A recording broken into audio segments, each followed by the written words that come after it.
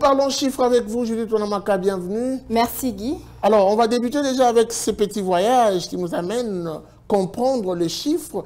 Et ici, nous donnons essentiellement le taux officiel qui est celui de la Banque centrale du Congo, mais également celui du marché parallèle. Qu'est-ce que l'on doit retenir? Le cours de change en République démocratique du Congo se présente comme suit. Les nouvelles réactualisations du taux dans la partie officielle démontrent que 1 dollar se change à 2012 francs congolais, un franc CFA se monnaie à 2,99 centimes et 1 euro se troque à 1964 francs congolais. Concernant le tarif de change sur le marché parallèle, nous sommes focalisés dans la commune de Kalamoué. Dans cet endroit, 1 dollar revient à 2028 francs congolais. Un franc CFA se négocie à 3,15 centimes et 1 euro vaut 2069 francs congolais. Alors la thématique nous parle de fonds décaissés en faveur de l'environnement mais également du développement rural. Moi j'aimerais qu'on remonte un peu la mèche avant de parler de fin septembre 2022. Remontons, parlons de 2021. Combien est-ce que le gouvernement a su dépenser pour l'environnement mais également pour le développement rural? L'année dernière, le gouvernement congolais a décaissé en faveur de l'environnement et développement durable une somme équivalente à 17,8 milliards de francs congolais, soit 8,9 millions de dollars américains.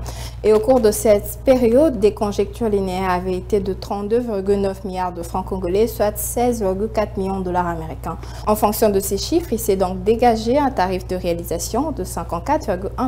Alors parlons de 2022, à combien se sont élevées ces dépenses, principalement pour l'environnement, mais également pour le développement rural? Selon le rapport des états de suivi budgétaire de la Direction générale des politiques et programmation budgétaire, les dépenses exécutées en faveur de l'environnement et développement durable s'est chiffré à fin septembre 2022 à 25,1 milliards de francs congolais, soit 12,55 millions de dollars américains. Les prévisions linéaires prévues pour cette période évoquée avaient été de 98,2 milliards de francs congolais, c'est-à-dire 49,1 millions de dollars américains. Sur base de ces analyses, il s'est donc dégagé un taux de réalisation de 25,5%. On ne va pas se quitter sans pour autant préciser la clé de répartition. Comment a été répartie cette grosse enveloppe? Concernant la clé de répartition de cette enveloppe du gouvernement congolais allouée dans ce secteur, notons que les dépenses de personnel ont coûté 17,6 milliards de francs congolais, les biens et matériels 2,2 milliards de francs congolais,